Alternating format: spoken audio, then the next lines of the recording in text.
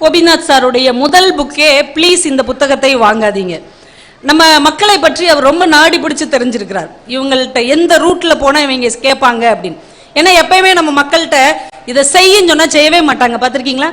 செய்யாதன்னு சொல்லுங்க, அதைத்தான் செய்வாங்க. சுவற்றில் எழுதாதே நண்பா அப்படின்னு போட்டா சுவரில் எழுத மாட்டேன் நண்பான்னு எழுதி போட்டு போவாங்க.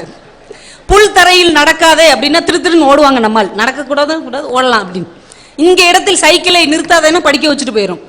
அந்த அளவுக்கு நம்ம மக்களுடைய சிந்தனையை இதை செய் அப்படின்னா செய்ய மாட்டாங்க, செய்யாத அப்படின்னா செய்வாங்க. அதனாலதான் ஒரு புக்குக்கு பேரே ப்ளீஸ் இந்த புத்தகத்தை வாங்காதீங்க. 5 லட்சம் பேர் வாங்கியிருக்காங்க. இந்த புத்தகத்தை வாங்குங்கன்னு சொன்னா யாராவது வாங்குவாங்களா? நீ என்ன சொல்றது, நாங்க என்ன கேட்கறது அப்படின்னு. அதனால ஒரு புத்திசாலித்தனமான பேச்சாளர் ரொம்ப சிறப்பாக பேசிட்டு போனார். அவருக்கும் நம்ம விருதுநகர் மாவட்டத்தின் சார்பாக ஒரு பெரிய கைத்தட்டல்களை பாராட்டுகளா தெரிவித்து, எனக்கு சொந்த ஊர் ராஜபாளையம். ராஜபாளையம் எப்பவுமே எங்களுக்கு விருதுநகர் ஒரு கனவாகவும் ஒரு ஆசையாகவும் ஒரு ஏக்கமாகவும் இருக்கும். ஏன்னா அங்கதான் பள்ளிக்கூடமும் படித்தேன், அங்கதான் கல்லூரியும் படித்தேன். ஒரு பேச்சு போட்டி, ஒரு கவிதை போட்டி, கட்டுரை போட்டி அப்படின்னாலே உள்ளூர்ல ஜெயிச்ச உடனே அடுத்த கட்டம் எங்க வருவோம்? மாவட்டத்துக்கு தான் வரணும். ஒரு டிஸ்ட்ரிக்ட் லெவல்ல ஜெயிக்கிறோம் அப்படின்னாலே ஒரு கெத்து. அப்ப ஜெயிச்சு விருதுநகருக்கு ஒவ்வொரு முறை வரும்போதும் இந்த விருதுநகர்ல நம்ம ஜெயிச்சுட்டு போகணும் அப்படிங்கிற ஒரு ஏக்கத்தை, ஒரு ஆசையை, ஒரு கனவை விதைத்த மண் இந்த விருதுநகர் மண். அங்கேயே நான் ஒரு புத்தக திருவிழாவுக்கு பேச வந்திருக்கிறேன் என்பது எனக்கு ரொம்ப வெற்றியின் இன்னொரு படியாகவே நான் நினைத்து மனசு மகிழ்கிறேன். அதே மாதிரி படிச்சு முடிச்ச உடனே 10th முடிச்ச உடனே 12th முடிச்ச உடனே டிகிரி முடிச்ச உடனே ஒவ்வொரு தடவை விருதுநகருக்கு வருவோம். மறுநாளே எதுக்கு வருவோம்? எம்ப்ளாய்மெண்ட் ஆஃபீஸ்ல பதிகிறதுக்கு. என்னமோ பதிஞ்சிட்டு போய் அடுத்த வாரமே நம்மளுக்கு வேலை வந்துடுற மாதிரி கனவெல்லாம் கண்டுட்டு போய் பிறகு ஒரு கட்டத்துக்கு மேல நம்மளுக்கு வேலையும் கிடைக்காது, ஒன்றும் கிடைக்காது. நம்மளே சுய அறிவுல என்னத்தையாவது ஒன்று தேடிக்கிட்டாதான் உண்டு அப்படின்னு நம்ம கனவுகளை நொறுக்கிய ஒரு மண்ணும் இந்த விருதுநகர் மண்ணு தான். ஆனால் எல்லாவற்றுக்கும் ஒரு கலவையான மண். அதுவும் கல்விக்கு தமிழ்நாட்டிலேயே ஒரு முக்கியத்துவம் கொடுத்த மண் என்றால் நம்முடைய விருதுநகர் மண் மட்டும்தான். ஏன்னா இங்க புத்தகங்கள் விற்காம வேற எங்க விற்க போகுது? நான் பப்பாசி முருகன் அண்ணாட்ட கேட்டேன்னா மற்ற மாவட்டத்தை விட எங்க ஊர் எப்படி போயிட்டு இருக்குன்னு. கொஞ்சம் பரவாயில்லாம தான் போயிட்டு இருக்கு அப்படின்னாரு. ஏன் அப்படி சொல்றீங்க அப்படின்னு. உங்க அண்ணாச்சிகள்லாம் காசை இறக்குறதுக்கு ரொம்ப சங்கடப்படுறாங்க அப்படின்னாரு. அண்ணாச்சிக்கு ஆரம்பத்தில் சங்கடப்படுவாங்க. ஆனா அண்ணாச்சிக்கு வீட்டில் இருக்கிறவங்க பிள்ளைகள்லாம் அடுத்த தலைமுறைகள் எல்லாம் நிச்சயம் புத்தகங்களை வாங்குவார்கள், நீங்க நம்புங்க என்று நான் முதல் நாள் சொன்னேன். இன்னைக்கு நம்ம மேடத்துக்கிட்டையும் திருவாசகன் சார்கிட்டையும் பேசும்போது சொன்னாங்க, பரவாயில்ல ஃபர்ஸ்ட் 2-3 நாளைக்கு அப்புறம் இந்த புத்தக விற்பனை என்பது மிகச்சிறந்த அளவில் போய்கொண்டிருக்கிறது. விருதுநகர் மாவட்டம் இலக்கிய ரசனையில் சிறந்த மாவட்டமாக தன்னை முன்னிறுத்திக் கொண்டே இருக்கிறது என்று சொன்னபோது ரொம்ப மனசுக்கு மகிழ்ச்சியாக இருந்தது. ஏன்னா இங்க லட்சம் புத்தகங்கள் உங்க முன்னாடி இருக்கிறது. இந்த வாய்ப்பெல்லாம் ஒரு 20 வருஷத்துக்கு முன்னாடி நம்ம நினைச்சு கூட பார்க்க முடியாது. புத்தகம் பார்க்கிறதோ, புத்தகம் வாசிப்பதோ, ஒரு புத்தகத்தை விலைக்கு வாங்குவதோ ரொம்ப கஷ்டம். ஏன்னா அப்ப காசே நம்மளுக்கு தரமாட்டாங்கல்ல. பாக்கெட் மணினாலே ஒரு 50 காசு 1 ரூபாய் தான் கொடுப்பாங்க. இதை வச்சு நம்ம எங்க புக்கு வாங்குறது? நமக்கு வாங்கி சாப்பிட்றதுக்கே அது பத்தாது. ஆனால் இன்னைக்கு பிள்ளைகள் கைகளை ரொம்ப தாராளமா 100 ரூபாயில இருந்து 500 ரூபாயில இருந்து 1000 ரூபாய் வரைக்கும் புத்தகம் வாங்க போறேன்னு கேட்டா எந்த அம்மா அப்பாவது காசு கொடுக்காம இருக்கிறாங்களா? ஏதோ நல்ல விதத்துல நீ செலவழிச்சா பரவாயில்ல அப்படின்னு இன்னைக்கு இருக்கிற பெற்றோர்கள் பிள்ளைகளின் கைகளில் பணம் நிறைய கொடுக்கிறார்கள். அது நல்ல வழியில் செலவழிக்கப்பட வேண்டும் என்றால் இது மாதிரியான புத்தக திருவிழாக்களில் தான் உங்கள் பணம் செலவழிக்கப்பட வேண்டும் என்பதை நம்முடைய அடுத்த தலைமுறை புரிந்து கொள்ள வேண்டும். ஏன்னா அந்த புத்தகம் அவ்வளவு ஈஸியா கிடைக்காது. ஆபிரகாம் லிங்கன் ஒரு ஏழை குடும்பத்துல பிறந்தவர். அவருக்கு சின்ன வயசுல இருந்தே புத்தகம் வாசிக்கிறது மேல அவ்வளவு ஆசை, அவ்வளவு கனவு, அவ்வளவு லட்சியம். ஆனா புத்தகம் வாசிக்க ஆசை இருக்காது. அவர் என்ன பண்ணுவார், தூரத்து ஊர்ல இருக்கிற ஒரு பெரியவர்கிட்ட புத்தகம் இரவல் வாங்கிட்டு படிப்பார். இரவெல்லாம் உட்காந்து படிச்சுட்டு மறுநாள் கொண்டு போய் கொடுத்துருவார். இப்படி அடிக்கடி புத்தகம் வாங்கி படிச்சுட்டு இருக்கிறார். ஒரு நாள் ஜனாதிபதி வாஷிங்டன் அப்படின்னு ஒரு புத்தகத்தை வாங்கிட்டு படிக்கிறார். படிக்க படிக்க அவருக்கு அப்படியே ரொம்ப இன்ட்ரெஸ்டா இருக்கு, படிச்சுட்டே இருக்கிறார். படிக்கும்போது அந்த மண்ணெண்ணெய் விளக்குல படிக்கும்போது அந்த விளக்கு எண்ணெய் குறைஞ்சு அணைஞ்சிருது. ஜன்னல் பக்கத்துல உட்காந்து தெரு விளக்கு வெளிச்சத்துல படிச்சுட்டே இருக்கிறார். படிச்சு முடிச்சோடனே ஜன்னல் பக்கத்திலே புத்தகத்தை வச்சுட்டு போய் தூங்கிடுறார். அந்த இரவு நேரத்தில் அடித்த மழையில் அந்த புத்தகம் நனைந்து போய் விடுகிறது. காலையில எடுத்து பார்க்கிறார், அப்படி நனைஞ்சு போயிருக்கு. அப்படி மனசெல்லாம் வேதனையா இருக்கு. அந்த பெரியவர்கிட்ட கொண்டு போய் சொல்றாரு, நீ அறியாம இது நனைஞ்சிருச்சு, மன்னிச்சுக்கோங்க, நான் எப்படியாவது இதை காய வச்சு தர்றேன். அந்த பெரியவருக்கு ரொம்ப கோபம் வந்துருச்சு. கொஞ்சம் கூட பொறுப்பே இல்லாம இப்படி புத்தகத்தை நினைச்சு கொண்டு வந்திய, ஒண்ணு இதுக்கான பணத்தை எனக்கு கொடு, அப்படி இல்லைன்னா என்னுடைய வயலில் 3 நாள் நீ வேலை பாரு அப்படின்னார். அவர்கிட்ட பணம் கையில் கிடையாது. 3 நாட்கள் அந்த இளைஞனாக இருந்த ஆபிரகாம் லிங்கன் அந்த பெரியவரின் வீட்டு தோட்டத்தில் வயலில் வேலை செய்து அந்த பணத்தை அடைத்து அந்த புத்தகத்தை தனக்கு சொந்தமாக ஆக்கி கொண்டார் என்று வரலாறு குறிப்பிடுகிறது. அந்த புத்தகத்துக்கு பெயர் ஜனாதிபதி வாஷிங்டன். அந்த புத்தகத்தை அவர் உழைப்பின் மூலமாக சொந்தமாக பெற்றார். அந்த புத்தகத்தின் மூலமாக கிடைத்த அறிவாலும் சிந்தனையாலும் முயற்சியாலும் ஒரு காலத்தில் அதே அமெரிக்காவில் ஜனாதிபதி லிங்கனாக அவர் மாறினார் என்றால், ஒரு புத்தகம் என்ன செய்யும் என்றால், உங்கள் கைகளில் இருக்கிற கனவை வாழ்க்கையின் நனவாக மாற்றி காட்டும். அதுதான் ஒரு புத்தகத்தின் ஆகச்சிறந்த சாதனை. நம்முடைய நேற்று எப்படி இருந்தது, நம்முடைய இன்று எப்படி இருக்கிறது, நம்முடைய நாளை எப்படி இருக்க வேண்டும் என்று நமக்கு கற்றுக் கொடுப்பது நம்முடைய இலக்கியங்கள் தான். இலக்கியம்னா என்ன? நிறைய யங்ஸ்டர்ஸ் வந்திருக்காங்க. இலக்கியம்னா என்னமா? இலக்கியம்னா அக்கா மைக்க கொடுங்க அப்படிலாம் நான் சொல்ல மாட்டேன், நமக்கு அது செட் ஆகாது, நம்ம இப்படிக்கா போவோம். நீங்கள் அதெல்லாம் அழிச்சிருங்க, அவர் பேசுறதெல்லாம் அல்ட்ரபர் வச்சு அழிச்சிருங்க, நம்ம இந்த ரூட்ல போவோம்.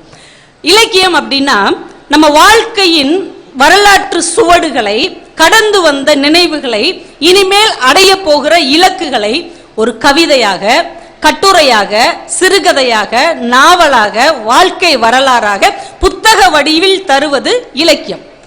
கலை அப்படின்னா என்ன?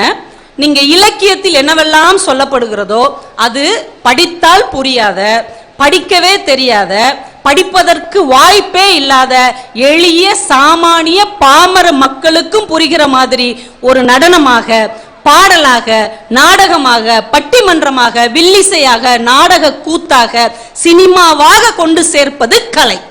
இதுதான் இலக்கியம், இதுதான் கலை. இது ரெண்டுமே நம்ம வாழ்க்கையை நமக்கு முன்னாடி அப்படியே படம் போட்டு காட்டுவதுதான் நம்முடைய கலையும் இலக்கியமும். இது ரெண்டும் இல்லைன்னு வைங்களேன், கலையும் இலக்கியமும் இல்லை என்றால் மனிதனுக்கும் விலங்குக்கும் வேறுபாடே இல்லை, நம்மளுக்கும் விலங்குகளுக்கும் வேறுபாடே இல்லை. எங்கேயாவது ஒரு 50 மயில்கள் ஒன்று கூடி, நீ ரொம்ப சூப்பரா டான்ஸ் ஆடுற, உனக்கு ஒரு மேடை போட்டு தர்ற விருதுநகர்ல, நீ வந்து ஆடு, நாங்க முன்னாடி உட்காந்து வீடியோ எடுக்கிறோம் அப்படின்னு எந்த மயில்களாவது சொல்லுமா? சொல்லாது. இப்போ ஒரு குயில் அழகா பாடும், ஒரு காட்டுல இருக்கிற மற்ற பறவைகள்லாம் ஒண்ணு சேர்ந்து, நீ ரொம்ப அருமையா பாடுற, கருப்பா இருந்தாலும் உன் குரல் கொஞ்சம் காந்தமா இருக்குது, நீ பாடு, இந்த மைக் செட் செலவுலாம் நாங்க பாத்துக்கிறோம், அண்ணாச்சி மைக்கு கொஞ்சம் நல்லா வைங்க, அந்த குயில் பாடட்டும் அப்படின்னு எல்லா பறவைகளும் சேர்ந்து என்னைக்காவது முடிவு எடுக்குமா? எடுக்காது. என்னைக்காவது ஒரு பூனை வந்து, நான் ஒரு அழகான கவிதை எழுதியிருக்கிறேன், எல்லாரும் உட்காந்து கேளுங்க அப்படின்னு எலிகளை கூப்பிட்டு ஒரு மீட்டிங் போடுமா? போடாது. மனிதனுக்கும் விலங்குகளுக்கும் இருக்கிற வித்தியாசம் என்ன என்றால், கலைகளால், இலக்கியங்களால் ஒருபடி மற்ற உயிரினத்தை விட உயர்ந்திருப்பதால் தான் மனிதன் 6 அறிவு கொண்டவனாக இருக்கிறான், விலங்குகள் 5 அறிவு கொண்டதாக இருக்கிறது. இப்ப மனுஷனை மற்ற உயிரினங்களிலிருந்து வேறுபடுத்தி காட்டுவதே இந்த கலையும் இந்த இலக்கியமும் மட்டும்தான். இப்ப 2000 வருஷத்துக்கு முன்னாடி வள்ளுவர் வாழ்ந்தார் அப்படின்னு நம்ம படிக்கிறோம் இல்லையா? வள்ளுவர் எப்படி இருந்தார்னு யாருக்கா தெரியுமா? அவர் எப்படி இறந்தார்னா அது யாருக்கா தெரியுமா? அவர் எப்படி வாழ்ந்தார்னா அது யாருக்கா தெரியுமா? நாம பார்க்கிற உருவம் என்பது நம்முடைய கற்பனை. வள்ளுவர் அப்படி இருந்திருக்க மாட்டார், தாடி இல்லாம கூட இருந்திருப்பார், அவர் வேற மாதிரி கூட இருந்திருப்பார். ஆனா இது நம்மளுடைய கற்பனை. வள்ளுவர் எப்படி இருந்தாருன்னு தெரியாது, எப்படி பேசி இருப்பாருன்னு தெரியாது, என்ன விரும்பி சாப்பிட்டாருன்னு தெரியாது, என்ன உடை உடுத்தினான்னு தெரியாது. ஆனால் வள்ளுவன் என்கின்ற ஒரு அறநெறி தலைவன் எங்கள் தமிழ் சமுதாயத்தின் முன்னோடியாக இருந்திருக்கிறான் என்பதற்கு அடையாளம் அவர் நமக்கு விட்டு சென்ற திருக்குறள் என்கின்ற ஒரு மாபெரும் இலக்கியம். அந்த ஒற்றை இலக்கியம் 2000 வருடம் கழித்தும் நம் முன்னால் நிற்கிறது என்றால், இலக்கியம் தான் ஒரு மனிதனை சாகா வரம் பெற்றவனாக மாற்றுகிறது. ஒரு கம்பன் எப்படி இருப்பான்னு தெரியாது, ஒரு இளங்கோவடிகள் எப்படி இருப்பார்கள் என்று தெரியாது, சங்க இலக்கியத்தை சேர்ந்தவங்க எல்லாம் எப்படி இருப்பாங்கன்னு தெரியாது. ஆனால் அவர்கள் எழுதிய கவிதையும் பாட்டும் காப்பியமும் இன்றைக்கும் நம்மை வழிநடத்தி கொண்டிருப்பதால் தான் நாம் எல்லாம் இலக்கியத்தை இன்னைக்கும் உட்கார்ந்து கேட்டுட்டு இருக்கிறோம். ராஜராஜ சோழன் எப்படி இருப்பான்னு யாருக்கா தெரியுமா? உடனே நம்ம பிள்ளைங்க சொல்லுவாங்க, ஜெயம் ரவி மாதிரியே இருப்பாரு. பொன்னியின் செல்வன் படம் பார்த்துட்டு பழைய அம்மாமார்கள்லாம் சொல்லுவாங்க, அதெல்லாம் இல்லை, சிவாஜி கணேசன் மாதிரி இருப்பாங்க. ஏன்னா அந்த காலத்து பொன்னியின் செல்வன் சிவாஜி சார் தானே. ஆனா உண்மையில் அவர் அப்படி இருந்திருப்பாரா இப்படி இருந்திருப்பாரான்னு தெரியாது. ஆனால் இன்றைக்கும் ராஜராஜ சோழன் இருக்கிறார். எப்படி? தஞ்சை பெரிய கோவில் என்கின்ற ஒற்றை கோபுரத்தால் தமிழனின் அடையாளமாக அவர் இன்றைக்கு நிலைத்து நின்று கொண்டிருக்கிறார் என்றால் அதுதான் கலையின் நீட்சி.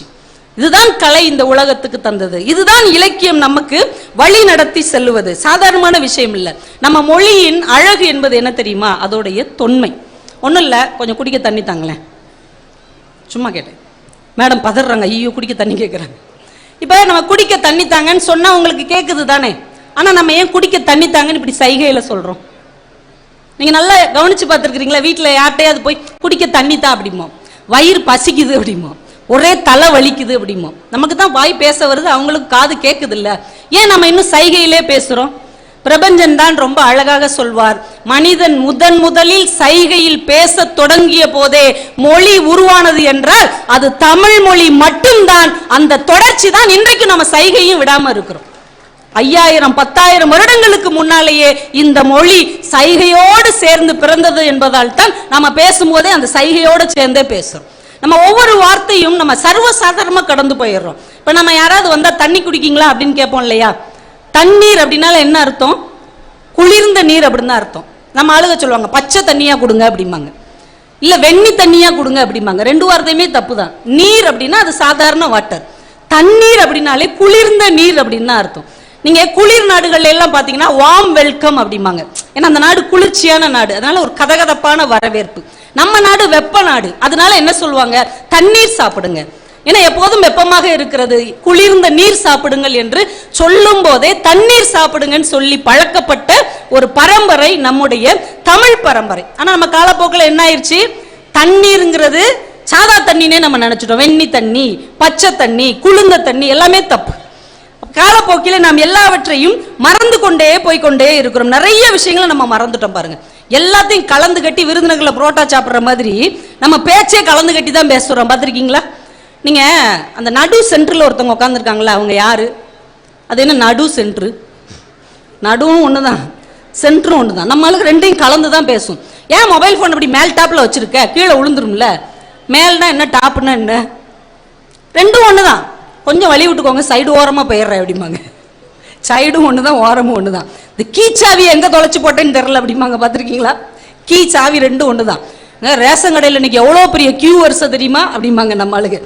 கியூவும் ஒண்ணுதான், வரிசையும் ஒண்ணுதான். இப்படி கலந்து கட்டி சாப்பிட்ற மாதிரி எல்லா மொழியையும் கலந்து கட்டி பேசக்கூடிய ஒரே இனம் உண்டு என்றால் அது நம்முடைய தமிழ் இனம் மட்டும்தான். இதுல அழகு என்ன தெரியுமா? எல்லாத்துக்கும் தமிழ் இடம் கொடுக்கிறது. அதை மறுக்கவே இல்லை தமிழ். எல்லாம் உள்ள வாங்கடா, எத்தனை பேர் உள்ளே வந்தாலும் என்னுடைய அடித்தளத்தை அசைக்க முடியாது என்கின்ற நம்பிக்கை இந்த மொழிக்கு உண்டு. அதனாலதான் எல்லாம் வா வா. ஒன்றும் இல்லை, ஹோட்டலுக்கு போறீங்க, சர்வர் ஒரு தோசை ஆர்டர் அப்படிங்கிறீங்க. உடனே அவர் கேட்கிறார் சாம்பாரா சட்னியான்? சாம்பாரும் வேணும் சட்னியும் வேணும். சாப்பிட்டு முடிக்கிறீங்க, ஒரு காஃபி கொடு அப்படிங்கிறீங்க. காஃபி இல்லை சார், அப்ப டீ கொடு. இது சின்ன ஒரு சம்பாஷணை, ஒரு உரையாடல். இப்ப இதுல தோசைன்னு சொல்றோம் இல்லையா, சாம்பார் சட்னின்னு சொல்றோம் இல்லையா, இந்த உரையாடல்ல ஒரு வார்த்தை கூட தமிழ் கிடையாது. தெரியுமா உங்களுக்கு? தோசை, சாம்பார், சட்னி இந்த மூணு மராட்டி. ஆர்டர்னு சொன்னோம்ல அது இங்கிலீஷ். காஃபி அரபி மொழி, டீ சீன மொழி. ஒரு ஹோட்டல்ல போய் நீங்க ஒரு தோசை சாப்பிட்டா கூட உலக மொழிகளை கொண்டு பேசக்கூடிய இனம் நம்முடைய தமிழ் இனம் மட்டும்தான். சர்வசாதாரணமான இது என்ன மொழி நம்மளுக்கு தெரியாது, ஆனா சர்வசாதாரணமா எல்லா மொழியிலும் பேசக்கூடிய ஆற்றல் நம்ம தமிழனுக்கு உண்டு. அதனால் தமிழ் ஒருபோதும் அழிந்து போகாது என்கின்ற நம்பிக்கையும் நம்முடைய தமிழர்களுக்கு உண்டு. அதனால உலக மொழிகள் எல்லாத்தையும் கற்றுக்கொள்ள வேண்டும். ஏனென்றால் எல்லா மொழிகளிலும் கற்றுக்கொள்வதற்கு ஏதாவது இருக்கிறது. நம் தமிழ் மொழியில் மட்டும்தான் பெற்றுக்கொள்வதற்கு எல்லாமே இருக்கிறது. அந்த வேறுபாடு நம்ம தமிழர்களுக்கு தெரிந்திருக்க வேண்டும். பெரும்பாலும் நமக்கு அது தெரிந்திருக்கிறது. அதனாலதான் இன்னைக்கு நமக்கு பரிசு பாத்தீங்கன்னா அணில் கொடுத்தார் நம்ம கலெக்டர் சார். நம்ம மாவட்டத்தினுடைய அந்த சாம்பல் நிற அணில் தான் நம்முடைய ஒரு பெரிய ஆச்சரியம், நமக்கான ஒரு அடையாளம். விரு அப்படின்னு, விருமாண்டி விருமாண்டிங்கிற மாதிரி அதுக்கு பேரே அழகா இருந்தது. அந்த அணிலுக்கு பேர் என்னது? விரு அப்படின்னு பேர் வச்சிருக்காங்க. நம்ம தமிழ் இனம் எவ்வளவு உயர்ந்த சிந்தனை கொண்டது அப்படின்னா 5000 6000 வருடங்களுக்கு முன்னால் தொல்காப்பியர் ஒவ்வொரு பொருளையும் எப்படி கூப்பிடணும்னு அவர் எழுதினார். அப்படி எழுதும் போது அணில் இருக்கு இல்லையா, அணில் குட்டி, அணில் குஞ்சு, அணில் அப்படிலாம் சொல்லல. அணில் எப்படி சொன்னாங்க தெரியுமா? அணில் பிள்ளை அப்படின்னாங்க. அது ஒரு சின்னஞ்சிறிய உயிரினம் என்றால் கூட அது நம் குடும்பத்தில் ஒரு பிள்ளையாக வளர்க்கப்பட வேண்டியது என்று அத்தனை வருடங்களுக்கு முன்னால் யோசித்தவன் நம்முடைய தமிழனாக மட்டும்தான் இருக்க முடியும். அப்படி ஒரு உயர்ந்த சிந்தனை இந்த தமிழ் மண்ணில் மட்டும்தான் தோன்ற முடியும். வார்த்தைகளின் வளம்னா அது நம்முடைய தமிழ் தாங்க. இப்படி ஒரு வசதியான நிறைய வார்த்தைகள் கொண்ட மொழி நீங்க எங்கேயுமே பார்க்க முடியாது. இப்ப இலைன்னு ஒண்ணு இருக்குல்ல, அதுக்கு ஆங்கிலத்தில் நம்ம என்ன சொல்லுவோம்? லீஃப் அப்படின்னு சொல்லிட்டு அவ்வளவுதான், முடிஞ்சு போச்சு. ஆனா தமிழ்ல வாழை இலை. தென்னை மரத்துல உள்ளதுக்கு பேர் இலை கிடையாது, தென்னோ ஓலை உண்டு தானே. பனை மரத்துல உள்ளது, தென்னை மரத்துல உள்ளது தென்னங்கீற்று. பனை மரத்துல உள்ளது பனை ஓலை. நெல்லுல உள்ளது நெல் தாள், கரும்புல உள்ளது கரும்பு தோகை. இப்படி இலைக்கு மட்டுமே 36 சொற்கள் கொண்ட மொழி நம்முடைய தமிழ் மொழி. நாஞ்சில் நாடன் எழுதுகிறார், யானைக்கு மட்டுமே 42 சொற்கள் இருக்கிறதா. அப்ப எவ்வளவு வளம் நிறைந்த மொழி, வசதியான மொழி. படக்குன்னு போய் சந்துக்குள்ள போய் முட்டுச்சந்துல மோத வேண்டாம், வசதியான மொழி. வாழ்க வளமுடன் ஒரு வார்த்தை சொல்றாங்க இல்லையா, நீங்க வாழ்க தமிழுடன் சொல்லி பாருங்க, ரெண்டும் ஒண்ணுதான். வாழ்க வளமுடன் சொல்லுவதும் ஒன்றுதான், வாழ்க தமிழுடன் என்று சொல்லுவதும் ஒன்றுதான். ஏன்னா அந்த தமிழ்ல அவ்வளவு வளம் இருக்கிறது, அவ்வளவு செல்வம் இருக்கிறது, அவ்வளவு நிறைவு இருக்கிறது. என்ன அதை நம்ம கொஞ்சம் எட்டி பார்க்கணும். ஓ, இதுல இவ்வளவு இருக்கா, இவ்வளவு விஷயம் இருக்கா அப்படின்னு நம்ம கொஞ்சம் உற்று கவனிக்கணும். ஒன்றும் இல்லை, ரொம்ப சாதாரணமா நம்ம கடந்து போற ஒரு வார்த்தையை சொல்றேன். சிறிய அப்படின்னு ஒரு வார்த்தை இருக்குல்ல, சிறிய. பெரிய அப்படின்னு ஒரு வார்த்தை இருக்கு. இப்ப சிறிய அப்படிங்கிற வார்த்தைக்கு என்ன ரீடா போடுவோம் தம்பி, இந்த குட்டி பையன் கேட்போம். சிறியங்கிற வார்த்தையில என்ன ரீ போடுவோம்? பெரிய ரீ தானே போடுவோம். பெரியங்கிற வார்த்தைக்கு சின்ன ரீ போடுவோம். இதுல ஏதாவது அர்த்தம் இருக்கா? சிறியங்கிறதுக்கு சின்ன ரீ போடணும், பெரியங்கிறதுக்கு பெரிய ரீ தானங்க போடணும். நம்ம ஏன் நம்ம தமிழ் அப்படியே உல்டா பண்ணி வச்சிருக்காங்க? சிறியங்கிறதுல பெரிய ரீ, பெரியங்கிறதுல சின்ன ரீ. சாதாரணமா நீங்க கடந்து போகிற அந்த வார்த்தைக்குள் ஒரு வாழ்க்கையின் தத்துவத்தை ஒளித்து வைத்த மொழி நம்முடைய தமிழ். என்ன தெரியுமா அர்த்தம்? பெரிய மனுஷனா கூட இருப்பான் அவன், ஆனா அவனுக்குள்ளும் ஒரு சின்னத்தனம் இருக்கும். இவன் சிறிய மனுஷனா தான் இருப்பான், ஆனால் அவனுக்குள்ளும் ஒரு பெரிய ஆற்றல் இருக்கும். அதுதான் உலக தத்துவம். எல்லாரும் பெரிய ஆளா இருக்க மாட்டாங்க இல்லையா, எல்லாரும் சின்ன ஆளா இருக்க மாட்டாங்க இல்லையா. முழுக்க நல்லவனும் இந்த உலகத்தில் கிடையாது, முழுக்க கெட்டவனும் இந்த உலகத்தில் கிடையாது என்கின்ற உலகத்தின் மாபெரும் தத்துவத்தை இந்த சிறிய இந்த பெரியங்கிற வார்த்தையில நம்மால் அடக்கிட்டாங்க. சுஜாதா நிஜத்தை தேடி அப்படின்னு ஒரு கதை எழுதினார். ஒரு அருமையான கதை, நிறைய பேர் படிச்சிருக்க வாய்ப்பு இருக்கு. பெங்களூர்ல நம்ம தமிழ் குடும்பம், ஒரு கணவனும் மனைவியும் ஒரு வீட்டில் இருக்கிறாங்க. திருமணமாகி ஒரு 9 வருஷம் ஆனவங்க. வீட்டு காலை நேரம், கணவர் அந்த பேப்பர் படிச்சுட்டு இருக்கிறாரு, மனைவி குக்கர்ல எதையோ வச்சுட்டு அது விசில் அடிக்கிற வரைக்கும் ஒரு தொடர் கதை படிச்சுட்டு இருக்கிறாங்க. அவங்க வீட்டு கதவு கேட்டை யாரோ திறக்கிறாங்க. அந்த கணவர் பாக்குறாரு, எட்டி கேட்டை திறந்துட்டு ஒரு ஆள் பரிதாபமா வர்றாரு. ஒரு கைலி உடுத்திருக்கிறார், ஒரு சாதாரண சட்டை போட்டு, கையில ஒரு தட்டு வச்சிருக்கிறார். அதுல ஒரு 5 ரூபாய் 2 ரூபாய் சில்லற காசா கிடக்குது, ஒரு பத்தி பொருத்தி வைக்கப்பட்டிருக்கிறது, சின்ன சின்ன பூ கிடக்குது. உங்க வாசல் கிட்ட அவர் வந்துட்டார். இந்த ஆளு இந்த வீட்டு ஓனர் வேமா எந்திரிச்சுப்பா, என்ன என்ன விஷயம் அப்படிங்கிறார். உடனே, ஐயா தமிழ்நாடுங்க, நான் பஞ்சம் பொழைக்கிறதுக்காக ஒரு 3 நாள் முன்னாடி வந்தேன். வந்த இடத்துல பொண்டாடி செத்து போச்சு, அடக்கம் பண்ண கூட காசு இல்லைங்க, ஏதாவது உதவி பண்ணுங்கய்யா, தயவு செஞ்சு உதவி பண்ணுங்கன்னு அப்படி கண்ணு கலங்கி பரிதாபமா அப்படி லைட்டா தாடியெல்லாம் வச்சு சோகமா கண்ணுலாம் உள்ள போயிருக்கு. உடனே இவர் கேட்கிறார், எந்த ஊர்ல இருந்து வந்த, என்னைக்கு வந்த, எந்த தெருவில் இருக்கிற, உன் மனைவி பேர் என்ன, உன் பேர் என்ன கட்டி வட்டி சராமரியா கேட்கிறார். அவர், ஐயா எனக்கு இந்த ஊரு சரியா தெரிலன்னா எந்த இடத்துல இருந்து இப்ப நீ வந்த? இங்க இருந்து ஒரு 3வது ரோடு. 3வது ரோடுனா இந்த சைடு 3வது ரோடா, அந்த சைடு 3வது ரோடா? எங்க ஒரு தேட்டர் கூட இருக்குல்ல, அதுல இருந்து இப்படி சொல்லிக்கிட்டு இருக்கும் போதே மனைவிக்கு வர்றாங்க. என்னவா, என்ன பிரச்சனை அப்படின்னு மனைவி வர்றாங்க. திரும்பவும் அந்த ஆள் சொல்றாரு, ஊர்ல இருந்து வந்தீங்க, ஏதாவது வேலை தேடி வந்தீங்க, வீட்டம்மா இறந்து போச்சுங்க, அடக்கம் பண்ண கூட வசதி இல்லைங்கன்னு சொல்லும் போதே அவருக்கு அப்படி கண்ணுல இருந்து தண்ணி வெளியில வருது. இந்த அம்மாவால தாங்க முடியல. ஏங்க ஏதாவது ஒரு 5 ரூபாவோ 10 ரூபாயோ போட்டு அனுப்புங்க, ஏங்க அவரை போய் கொஸ்டின் பண்றீங்க, சும்மா உனக்கு ஒன்றும் தெரியாது, அறிவு இருக்கா உனக்கு? இப்படிதான் அன்னைக்கு ஒரு அம்மா மஞ்சன்னு வந்துச்சு, இருக்கங்குடி மாரியம்மன் கோயிலுக்கு போறேன்னு சொன்னுச்சு, 10 ரூபா கொடுத்தோம், சாயங்காலம் சினிமா தேட்டருக்கு வந்துச்சு இல்ல. இப்படிலாம் எம்மா ஏமாத்துவாங்க, அப்படிலாம் ஏமாறக்கூடாது. நீ சொல்லியா, மறுபடியும் சொல்லு, எந்த தெருவுல இருந்து வர்ற, எத்தனாவது தெருவுல இருந்து வர்ற, எந்த தேட்டருன்னு மறுபடியும் ஆரம்பிக்கிறார். இந்த அம்மா சொல்லுது, எங்க விடுங்க, பார்த்தா பாவமா இருக்கு, ஒரு 2 ரூபாவது போட்டு அனுப்புங்க, போ நீ உள்ள போ, குக்கர் என்னன்னு பாருப்போ அப்படின்னு விரட்டி விட்டுட்டு திரும்ப அவன்கிட்ட கேள்வி கேட்கும் போது அவனால தாங்க முடியல. எனக்கு ஒன்றும் வேணாங்க, நான் வரேன் அப்படின்னு சொல்லி அப்படியே அழுதுகிட்டே அப்படியே சட்டையில கண்ணீரை தொடச்சிட்டு அந்த கேட்டை கரெக்டாக மூடிட்டு அந்த ஆள் போயிடுறாரு. இப்போ இந்த அம்மா கிச்சன்ல போய் நிற்கிறாங்க. இவர் வேகமா வந்து, பாத்தியா உண்மையானவனா இருந்தா நின்று கரெக்டாக பதில் சொல்லியிருப்பான்ல, உண்மை இல்லாதனால தான் அவன் வேகமா போயிட்டான், ஏமாறக்கூடாது, வாழ்க்கையில ரொம்ப கரெக்டா இருக்கும், இந்த மாதிரி நிறைய பேர் இருக்கிறாங்கன்னு சொல்ல அந்த அம்மா கண்ணு கலங்கியே இருக்கு. இப்போ நீ எதுக்கு கண்ணு கலங்குற, எதுக்கு நீ இப்படி இருக்க, என்னைய பார்த்தா உனக்கு ராட்சசன் மாதிரி தெரியுதா? இல்ல ஒரு 2 ரூபாய் போட்டு விட்டுருக்கலாம், எத்தனையோ பேர் ஏமாத்துறாங்கிறதுக்காக இவனு ஏமாத்துறான்னு நம்ம எப்படி நினைக்கலாம்? போனா போகுது, ஏமாத்தினா கூட ஏமாத்துறான், இப்ப என்ன 2 ரூபாய் போட்டா போகுது, ஏன் இப்படி முட்டாத்தனமா இருக்கு? 2 பேருக்கு வாக்குவாதம் நடக்குது. விடுங்க, நீங்க சொல்றதுதான் கரெக்ட், அவன் ஏமாத்துறான் விடுங்க அப்படின்றுச்சு. இப்ப இவருக்குள்ள ஒரு ஈகோ எந்திரிக்குது. இவன் நம்மளை நம்ப மாட்டான்ல, அவன் ஏமாத்துறான்னு நம்ம உறுதியா சொல்றோம், இவன் நம்ப மாட்டேங்கிறான். அப்ப நம்ம நிரூபிச்சு காட்டணும்னு, சரி வா குக்கர் ஆஃப் பண்ணு, வா நம்ம 2 பேரும் போய் அவன் சொன்ன அந்த 3வது தெருவில் அந்த தேட்டருக்கு பக்கத்தில் உள்ள தெருவில் போய் பார்த்துட்டு வந்துடுவோம். இல்லையா நான் நம்புறேன் உன்னை ஆளை விடு எனக்கு வேலை இருக்கு அப்படின்றாங்க. நீ நம்பலாட்டி இரு நான் போய் பார்த்துட்டு வரேன்ட்டு கார் எடுத்துட்டு சல்லுன்னு போறார். அவன் சொன்ன அந்த 3வது கிராஸ் தெரு அந்த தேட்டரை ஒட்டின தெரு, அது ஒரு நீளமான தெரு. சல்லுன்னு உள்ள போனோடனே காரை பிரேக் போட்டு நிப்பாட்டுறாரு. அந்த தெரு உள்ள நடுவுல ஒரு ஓலை பாடை ரெடியா இருக்கு. இந்த ஆள் அப்படியே கண்ணீரோட உட்காந்துருக்கான். பிச்சை எடுக்க வந்தால் அப்படியே உட்காந்துருக்கான். பக்கத்துல அந்த மனைவி கிடத்தப்பட்டிருக்கிறாங்க. அப்படியே தலையை பிடிச்சிட்டு அந்த ஆள் உட்காந்துருக்கிறான். சடக்குன்னு இவர் காரை அப்படியே திருப்பி வீட்டுக்கு உள்ள போறார். இப்ப மனைவி கேட்கறாங்க, என்ன பாத்தீங்களா? ஆமா பார்த்தேன், போனேன், என்னாச்சு அப்படிங்க.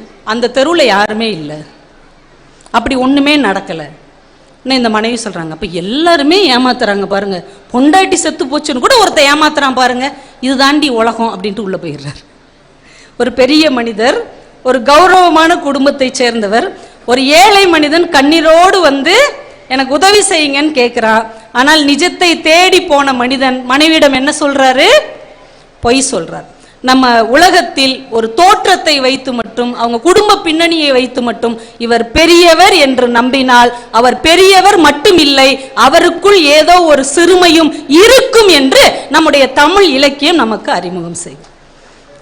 சாதாரண ஆளுங்கன்னா அதுக்காக எல்லாரும் சாதாரணமெல்லாம் இருக்க மாட்டாங்க. ஒரு நாட்டில் ஒரு அரசன் தந்துக்கிறார். வடநாட்டில இருந்து ஒரு பண்டிதர் அந்த நாட்டுக்கு வர்றார். நான் உங்க நாட்டில் உள்ளவங்கள்ட்ட கேள்வி கேட்பேன், எந்த கேள்விக்கு யாருக்கு விடை தரலன்னா இந்த நாடே எனக்கு அடிமைன்னு நீங்க எழுதி தரணும்னு திருவிளையாடல் புராணத்துல சொல்ற மாதிரி சொல்லிட்டு வர்றார். இப்ப அரசர் எல்லா மந்திரிகள் எல்லாரையும் கூப்பிட்டு, அறிவாளிகள் எல்லாம் கூப்பிட்டு, அந்த பெரிய ஆளு மரியாதை அவர் கேட்ட கேள்விக்கெல்லாம் பதில் சொல்லிருங்கன்னு உட்கார வச்சுட்டார். இப்ப பண்டிதர் கேள்வியா கேட்கிறார், நம்ம ஆளுகளுக்கு பதிலே தெரியல, திருன்னு முழிக்குதுங்க. இப்ப மன்னருக்கு ரொம்ப சங்கடமா போச்சு. இப்ப அந்த பண்டிதர் சொல்றாரு, சரி நான் கேட்ட கேள்விக்கு தான் உங்க ஆளுக்கு பதில் தெரியல, அவங்கள கேள்வி கேட்க சொல்லுங்க, எனக்கு பதில் தெரியல அப்படின்னா நான் இந்த நாட்டுக்கு அடிமைன்னு எழுதி தந்துடுறேன்றார். ஆனா அறிஞர்கள் மந்திரிகள்லாம் அவங்களுக்கு தெரிஞ்ச கேள்வி எல்லாம் டிஎன்பிஎஸ்சி கொஸ்டின் எல்லாம் பரட்டி பார்த்து அதுக்கு வாட்டு கேட்குதுங்க.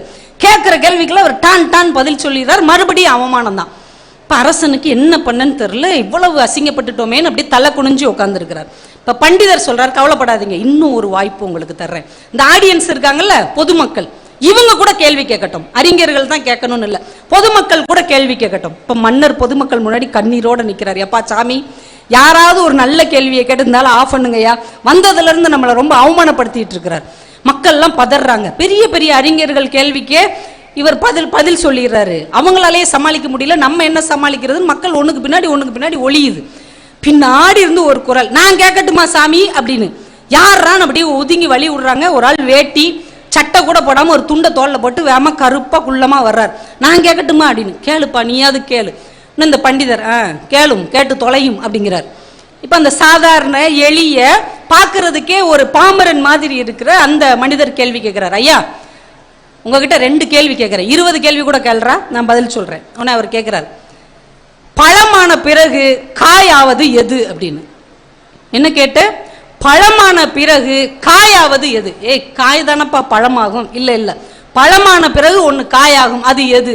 இப்ப பண்டிதருக்கு தெரியல, குழம்புறார். பழம் எப்படியா காயாகும்? காய் தானே பழமாகும், குழம்பிட்டே இருக்கிறார். பதில் தெரியலப்பா, நீயே சொல்லிரு. டக்கு நம்மால் சொன்னான், பழமான பிறகு காயாவது ஊறுகாய். எலுமிச்சம் பழம் தானே ஊறுகாய் ஆகுது. மிரண்ட இருந்தால் இன்னும் ஒரு கேள்வி கேளு தயவு செஞ்சு. சரி, காயான பிறகு பூவாவது எது அப்படின்னு இருக்கான். இவனையா ஒரே ரிவர்ஸ்லயே போறான். ஒண்ணு பழத்துல இருந்து காய்க்கு போறா, இல்லைன்னா காயில இருந்து பூவுக்கு போறா. பூ தானப்பா காயாகும், காயான பிறகு பூவாவது எது? தெரியலப்பா அப்படின்னா. தேங்காய் பூ அப்படின்னு இருக்கான். தேங்காவை துருவினா தானே அது பூவு. மிரண்டுட்டு, இங்க உங்க ஊர்ல ஒரு சாதாரண ஆளுக்கு என்ன ஒரு அறிவு, நான் அந்த ஊருக்கு அடிமைன்னு சொல்லி எழுதி கொடுத்துட்டு போயிட்டார். போன உடனே ராஜா அவரை கூப்பிட்டார். சாமி, எங்கயா இருந்த? எந்த ஊர்ல இருந்த? நான் எங்கேயும் இல்ல, உங்க அரண்மனையில இருக்கிற சமையல்காரன் தான், உங்க வீட்டு கிச்சன்ல தான் இத்தனை வருஷம் இருந்தேன் அப்படின்னு இருக்கார். இப்ப உலகத்திலே சாதாரணமாக இருக்கிற ஒருவர் எல்லா சூழலிலும் சாதாரணமாக இருக்க மாட்டார். அவருக்குள்ளும் ஒரு அறிவும் ஆற்றலும் இருக்கும் என்று இந்த தமிழ் மண் நமக்கு கற்றுக் கொடுத்தது. எல்லாத்தையும் சமமா பாரு. சாதாரணமா நம்ம புலவர்கள்லாம் பெரிய பெரிய ஆளுகளை கூட அந்த தமிழை கொண்டு வென்று விட்டு போவார்கள். பார்த்திருக்கீங்களா? ஒரு பெரிய மடத்தினுடைய தலைவர் ஒரு கூட்டத்தை கூட்டினாராம்.